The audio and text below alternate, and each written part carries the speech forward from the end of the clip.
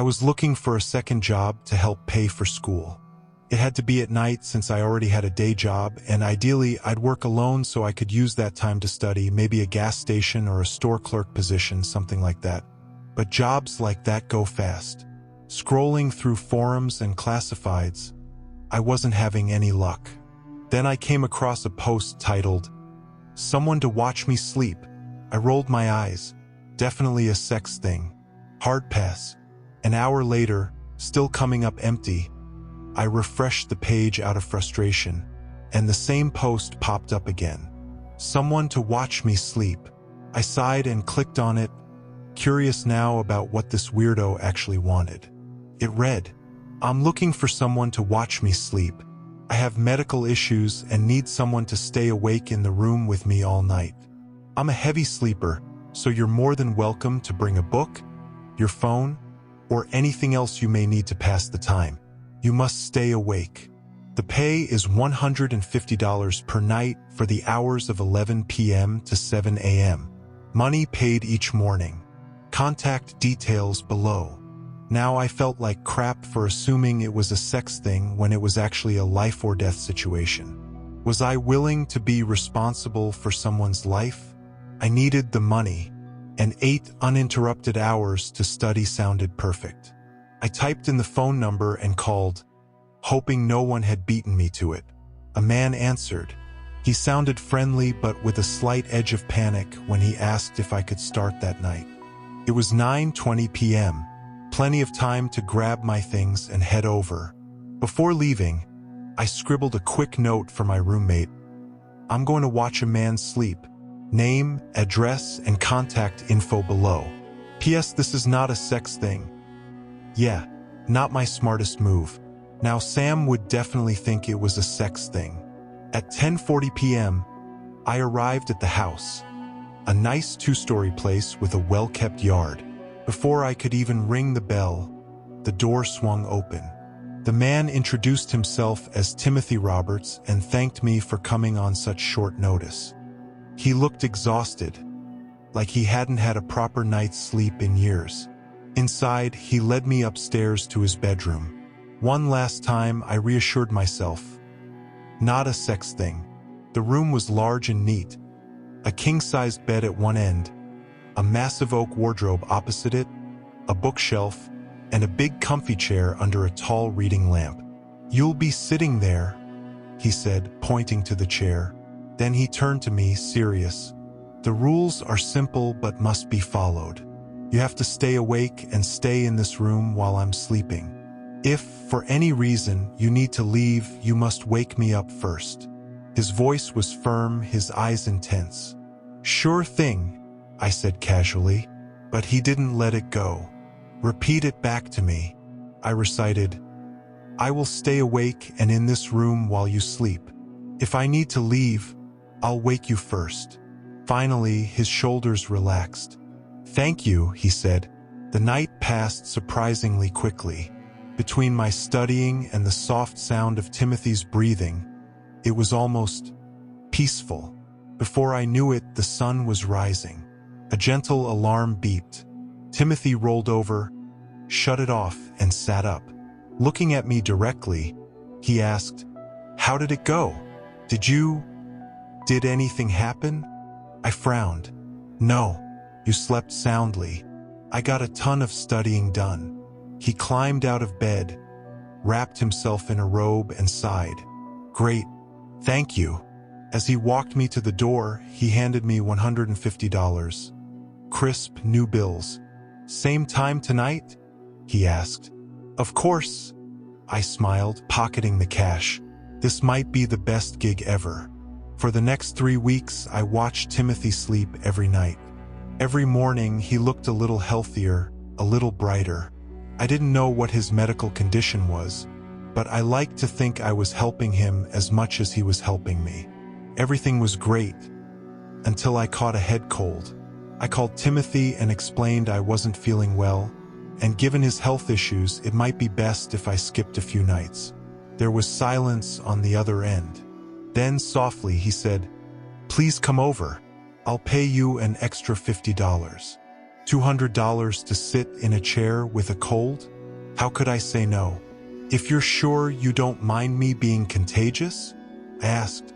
I don't mind, he whispered. And thank you. That night, I left my coursework at home. My headache wouldn't let me focus anyway. I figured I'd watch some TV instead. 3 episodes into a mafia show, my head drooped, my eyes closed. When I reopened them, the credits were rolling. I had fallen asleep, only for a few minutes. But I had definitely fallen asleep. Heart pounding, I turned to the bed. Timothy was still there, breathing, sleeping. Everything was fine. At 7 a.m., the alarm beeped. Timothy sat up, turned it off, and stared at me. His voice, hollow and disappointed, said, "You fell asleep. My head cold got the better of me," I admitted. "It was only a few minutes. I checked on you right away. I'm so sorry." He lowered his head and whispered, "No, I'm sorry." He stood and left the room. Moments later, he returned, handing me a handful of cash. "Take this," he said. I counted it, $500. "That's too much," I said, hesitating. "I can't take this. I won't be needing you tonight, or ever again," he said quietly. "Timothy, I know I broke a rule, but it was just a few minutes. I won't let it happen again," I pleaded. "It doesn't matter now," he replied. He pressed the money into my hand and silently led me to the door. As I stepped outside, his voice shook behind me. "Wait!" I turned. His whole body trembled. His eyes, filled with pure terror, locked onto mine. And then he said, "You need to find someone to watch you sleep."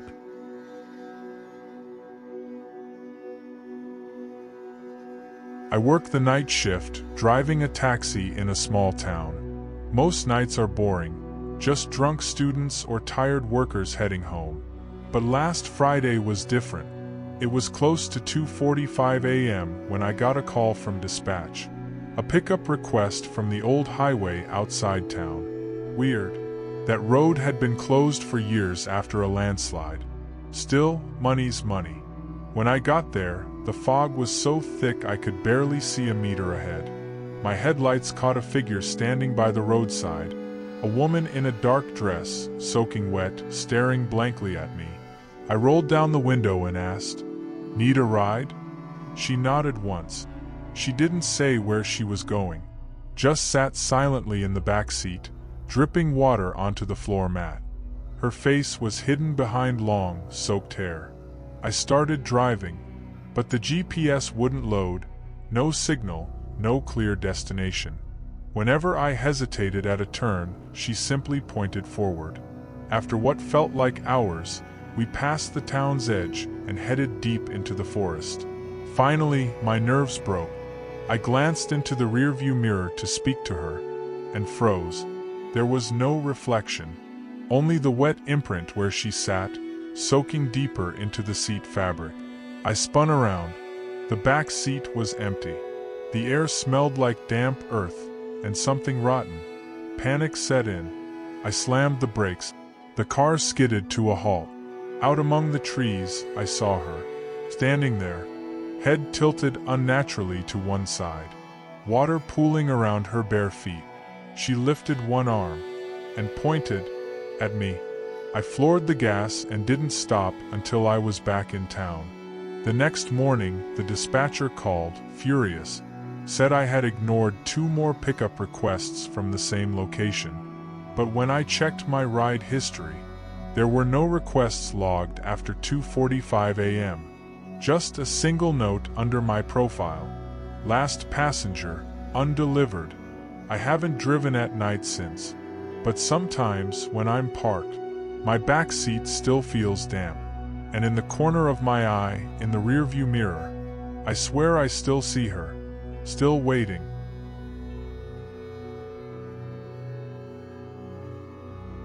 I used to live in a small rental house on the edge of a dying town in upstate New York. The kind of place where the grocery store closes at 5 p.m., and you can hear your neighbors sneeze through the walls. I moved there to be alone. After the divorce, I didn't want people or noise or reminders. Just silence. And I got it. The house wasn't special. 2 bedrooms, a narrow kitchen, and a sloping floor in the hallway. But it was cheap, and it came furnished, sort of. Mismatched chairs, a sagging couch, and a massive old cabinet built into the wall beneath the kitchen counter. The landlord said it used to be a dumbwaiter. Now it was just stuck shut. Nailed down. No big deal, he said. You won't even notice it's there. But I did. Mostly because late at night, when the wind settled and the walls stopped creaking, I could hear something behind it. Not rats. Not pipes. A tapping. Rhythmic. Deliberate. 3 slow knocks. Then a pause. Then 3 more. Sometimes closer together. Sometimes faster, like fingers drumming on the inside of a coffin. At first, I told myself it was the house settling. Old wood. Maybe air in the vents. But it kept happening. Always at night. Always when I was alone. I never told anyone. Who would I tell? I didn't have friends around here, and the landlord was a ghost. Only reachable by email, and even then, only if rent was late. So I started recording the sound on my phone, just to prove I wasn't imagining it. I'd set it on the counter, go to bed, and check it in the morning. Every night the same thing. Silence, then knocks. Always from the cabinet. Never from anywhere else. Then one night, something new. I was listening back to the audio, half asleep, when I heard it, faint but clear. A voice. Not a full sentence. Just a word. Whispered between 2 sets of knocks. Please. I didn't sleep that night. The next day, I unscrewed the front panel of the cabinet. It took effort. The screws were rusted, and the wood resisted me like it didn't want to open. Inside was nothing. Just an empty space. Dust. Cobwebs. No signs of animals or hidden crawl spaces. Just the stale smell of rot and old stone. But the tapping didn't stop. If anything, it got louder. More urgent. And the whispering continued. Night after night, I'd hear that same voice. Sometimes saying please, sometimes crying, sometimes just breathing. I thought I was losing it. So I invited a co-worker over one evening, under the pretense of needing help fixing a drawer. We had a beer, chatted, nothing weird, until the room got quiet. She froze, looked toward the cabinet. You hear that? She asked. The tapping. 3 slow knocks. I nodded. It's been happening for weeks. She went pale. Didn't finish her beer. Left early. The next morning, she didn't show up to work. She never came back. Moved out of town. Her number stopped working. I emailed the landlord. Told him something was wrong with the house. The cabinet. The sounds. The voice. He replied the next day. Just one line. Do not try to help it. I moved out a week later. Took the loss, broke the lease, didn't even pack everything. But here's the thing, I still hear it. The knocking. Not every night. Not right away. But sometimes, when everything's quiet, just before I fall asleep, I'll hear it again. 3 slow knocks. Wherever I am. And sometimes if I listen closely, I hear it breathing.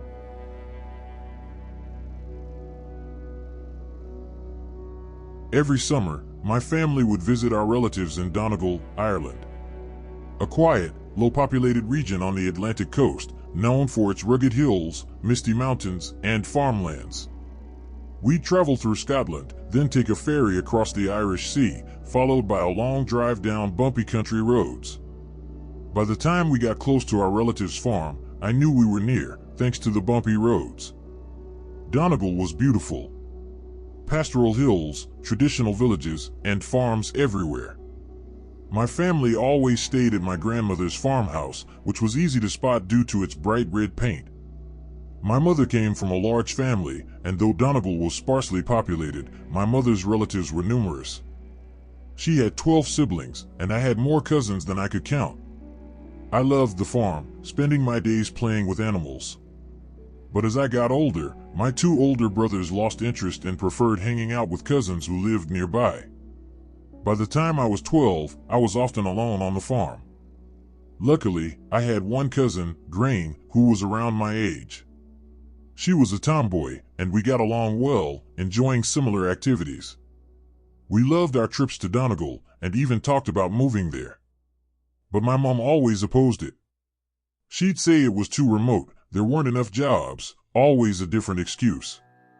We didn't listen, though. The decision was left to the majority vote, and if the four of us wanted to move, we would. One evening, my Uncle Dave, who ran the farm, asked if I'd like to see a baby calf being born on a nearby farm. Excited, I agreed. We drove down the bumpy road to a large cow field. As we arrived, I noticed 3 other farmers standing by, watching us. They looked at me, shocked and angry. One farmer yelled at my uncle, "What's this Wayne doing here?" Confused, I heard my Uncle Dave reply, "He needs to know. You know they can't move here." I didn't understand what was going on. Why couldn't we move? What did I need to know? The tension quickly faded, and we entered the field. The evening had turned dark, and I lagged behind, not wanting to step in cow pads. Suddenly, I froze. A massive cow stared at me, unblinking. It was so big I thought it was a bull. I'd been warned that cows with calves might charge, and I was terrified. But, thankfully, it just walked away. I brushed it off and continued searching for my uncle. Eventually, I found him with a group of farmers, and to my surprise, Grain was with them. I greeted her, but she didn't acknowledge me, staring instead at something behind the group. Curious, I moved around them and saw a cow lying in the grass, clearly giving birth. I turned on my phone's flashlight, and that's when I saw it. The calf. But it wasn't just a calf. It was wrong. The calf's head was normal, but the rest of its body wasn't. It was human. Human arms and legs, with the head of a calf. Chilled to the bone, I stepped back. I wanted to ask, but before I could, Grain caught my attention. With a serious look, she said, "You're not supposed to be here. It was supposed to be a secret." Confused and scared, I returned to the group, but before I could ask anyone about what I saw, a man in a car arrived. He wasn't a farmer, he was a veterinarian. Uncle Dave and the others took him to tend to the cow, while Grain and I were made to wait in a tractor. The cold night air made me shiver, and I asked Grain what was going on. She refused to tell me, but after hours of silence, she finally spoke. "This happens every couple of years on all the farms here," she whispered. "But we're not supposed to talk about it. It brings bad luck." I recalled something then, something my mom had always seemed afraid of. When we talked about moving here, she was adamant against it. Almost scared. And it made sense now. I asked Grain, "Does my mom know about this?" She turned to me, her expression cold. "Of course she knows. Everyone here knows." The pieces started to fit together. No wonder my mom never wanted to move here. Later that night, Uncle Dave drove me back to the farmhouse in silence. When we arrived, he finally spoke. "You see now why you can't move here. There's something wrong with this place. It's cursed. Your mammy knows. She's known since she was a kid." I asked, "Why does this happen?" "It's been happening for generations," Uncle Dave replied. "To all the animals. The cows, the pigs, the sheep, even the dogs. It's always the same. Their heads are normal, but their bodies," he trailed off, clearly disturbed. The weight of it all hit me. My young mind couldn't handle the horror. I didn't want to know anymore. "What do they do with the bodies?" I asked. "Don't worry about it," Uncle Dave said. "Just tell your mammy you know, but don't tell your brothers or your dad." She never wanted them to know. The next morning, I went to my mom, hoping to get more answers. She immediately knew something was wrong. "I could kill your Uncle Dave," she exclaimed. "He said it was going to be a normal birth." I broke down, and she comforted me, but then her tone turned serious. "Listen, chicken. Whatever you do, don't you dare tell your brothers or your dad. They can never know. It's our secret, okay?" I nodded silently. But the truth weighed heavy on me. I never told my brothers or dad about what happened, and I refused to ever go back to Donegal. Years later, I returned to Ireland. That's when I learned something even more disturbing. The curse wasn't just local. And sometimes, they do live.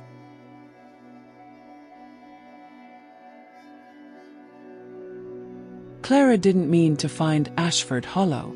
She'd been driving through the rain-lashed backroads of Maine, chasing semis until they blurred into ghosts.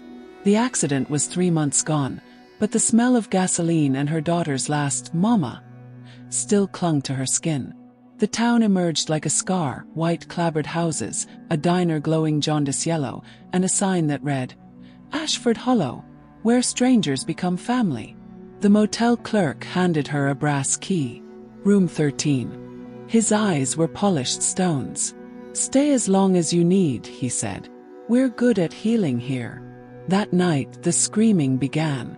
Not the shattered glass shrieks she'd swallowed since the funeral. This was curated. An aria of agony, rising and falling in perfect thirds. It seeped through the vents, coiled around her throat. By dawn, they'd bled into the drone of locusts. "The night sonata," the waitress said, sliding a slice of pie across the counter. Cherries oozed like fresh wounds. "Finales tonight. You really ought to go." The Ashford Opera House crouched at the end of Birch Street, its columns choked in ivy. Inside, the air reeked of lilies and wet iron. Rows of townsfolk sat ramrod straight, their faces lifted toward the stage. A girl in a confirmation dress, too young, too small, stood bound to a post, her chest heaving. Behind her loomed a man in a tailcoat, his face smooth as a porcelain plate. Black. The whip split the air before it split her skin. The girl's scream tore free, a raw, wet sound, and the crowd swayed, eyelids fluttering as if kissed by a lover. Black. "Stop!" Clara's voice cracked. No one stirred. The girl's head snapped toward her, eyes wide and green and alive, just like Emma's had been in the rearview mirror seconds before the semi's horn drowned her laughter. The clerk materialized beside her, smelling of burnt sugar and formaldehyde. "Maestro Vale is a genius," he whispered. 12 nights, 12 screams, each one transcendent. Black. The girl's final scream was a shriek that could have split the sky. The audience erupted in applause, their hands clapping in mechanical unison, faces waxen with bliss. Clara's stomach turned. They weren't monsters. They were empty. The scream wasn't a cry to them. It was a fossil, a thing to be mounted and admired. They'd scrubbed the pain from it, left only the pretty vibration. Just like she'd scrubbed Emma's car seat from her SUV, her drawings from the fridge, her voice from the answering machine. "You buried her screams too," the guilt hissed. "Made them whispers. Made them nothing." Maestro Vale bowed, his whip glinting. The crowd's hum deepened, a sound like flies on rot. Clara fled, the clerk's chuckle lapping at her heels like a tide. Outside, the road unraveled into blackness, the town's lights shrinking to pinpricks. In the silence, her own scream clawed up her throat, raw, imperfect, human. But Ashford Hollow wasn't done with her. Even now in the dark she hears it, the distant crack of the whip. And the worst part, she's starting to hear the music.